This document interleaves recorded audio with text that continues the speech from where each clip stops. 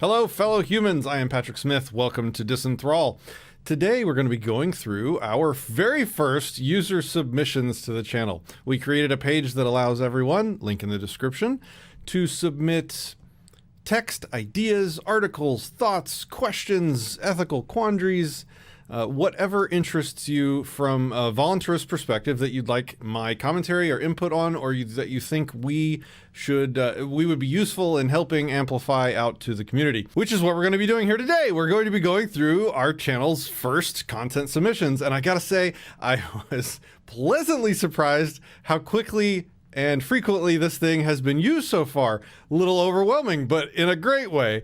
Overwhelming because one of the very first submissions I got on this channel was probably asking me to explain one of the most difficult or nuanced or complicated things you could possibly ask. And of course, it was one of the first things I get asked. It was basically, it was submitted by, let's see, I have this over here. It was Pete Flores asked Knapp and property rights from first principles. Can you explain where the non-aggression principle and property rights come from using first principles? I've seen some videos on it, and everyone seems to have their own flavor when explaining. Perhaps you can explain it better. Well, don't get your hopes up right now. There are probably two life goals that I have when it comes to philosophy and creating heavy content. One is to either write a book or make a series of YouTube videos that seriously dives into this issue and very clearly and simply and without putting people to sleep explains basic philosophy and basic non-aggression principle ethics from first principles.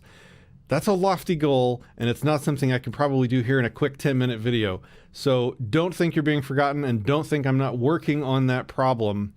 It will be done. Just not today. I love that it was one of the very first questions, the very first content submission somebody had an opportunity to ask. That was one of them. That's awesome. So thank you for that, Pete. I appreciate it.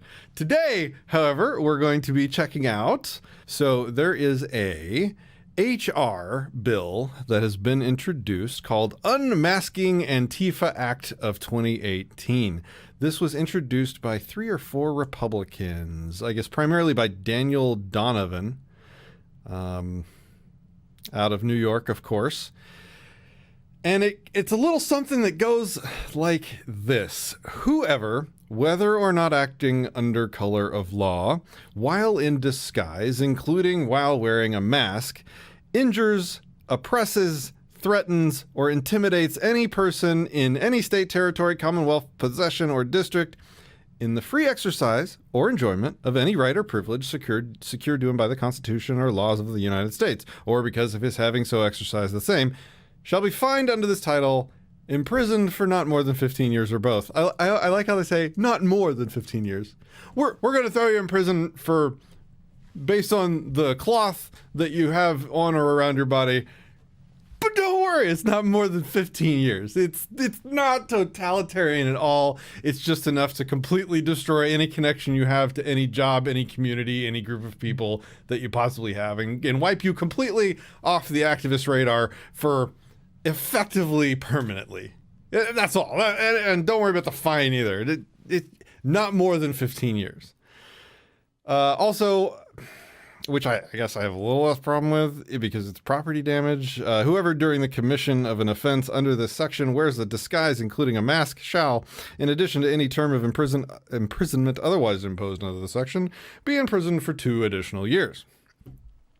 So this is one of those things that you expect to see in a news story out of another country, Europe, where they make a law banning disguises or masks or things like that during protests. This is so that it's easier to identify who's doing bad things. The problem is that these particular tyrants, and I think we should probably name them. Let's go ahead and do that. So it's Daniel Donovan, co-sponsored by Peter King, Republican out of New York, Ted Budd, Republican out of, North Carolina? Is that NC, right? And Arizona, Paul Gosar. Now, I really, really dislike being put in a position of needing to defend Antifa. That is not my usual modus operandi. These are generally terroristic type groups that do some pretty bad things, that commit violence in response to speech that they don't like. They think that certain forms of speech should be considered violence, which should then be defended against with actual violence. So they think there are words you can utter that justify actually hurting people and property. That is evil. And I am not in any way, please don't construe anything I say as defending the actions or the group Antifa itself. You can construe this as attacking these tyrants in Washington that are trying to make it more difficult to organize groups in certain ways to protect the evil stuff that the tyrants in government are doing. It is a perfectly necessary and needed form of political expression. First Amendment stuff, guys, and Republicans are supposed to be the defenders of free speech and against hate speech, right? Well, they're criminalizing a big important part of free speech, and an important part of safely and free of reproach voicing your disagreements with the way things are going in the world, even peacefully. And that's really where the crux of my objection to this particular law comes in, is that it criminalizes otherwise, here, let's look at it. It criminalizes otherwise lawful behavior, whether or not you're acting under color of law. You know, whether or not you're freely exercising or enjoying a right or privilege supposedly secured by the Constitution. So whether or not you're actually doing anything wrong, hurting anyone or property. If you're wearing a mask or costume, and that's another messy piece of language, right? What is a costume? If you're wearing a princess tutu or a unicorn outfit, that's a costume. Did you just lose 15 years of your life if you walk in too large of a group?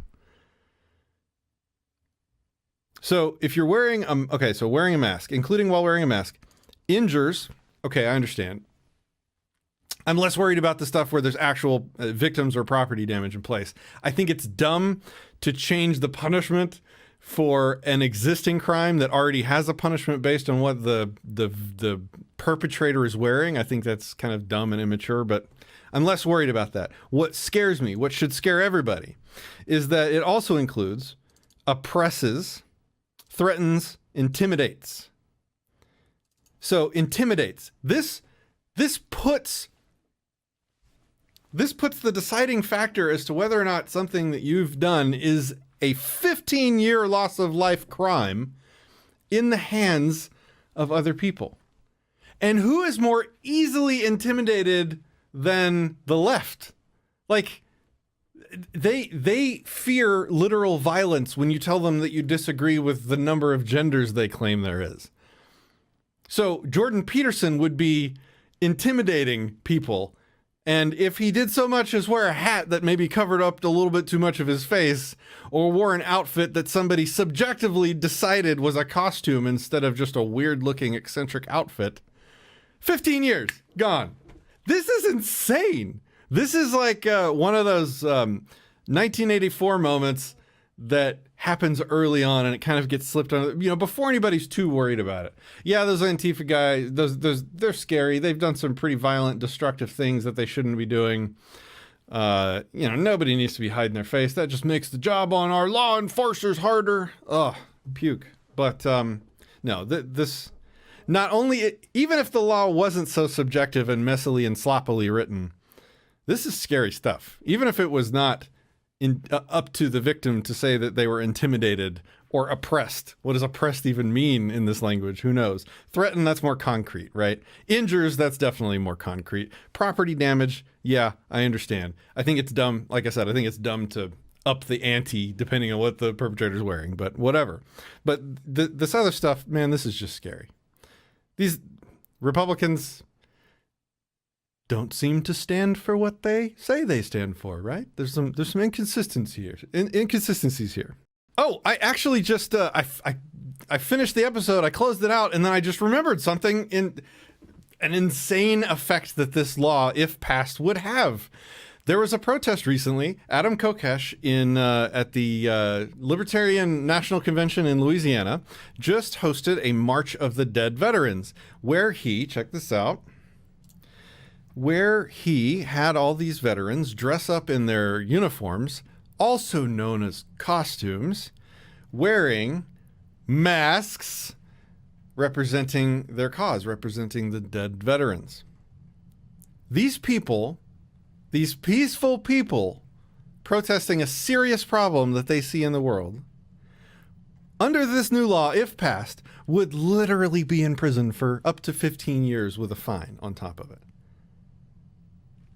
I'm not sure I have to say anything else. I think that pretty much illustrates the utter, complete absurdity of what's going on here. So, thanks for watching. I hope you enjoy this content. If you do, please remember to share it to help grow the channel. If you like this, please join me in helping grow it so that I can make more of it. Until next time.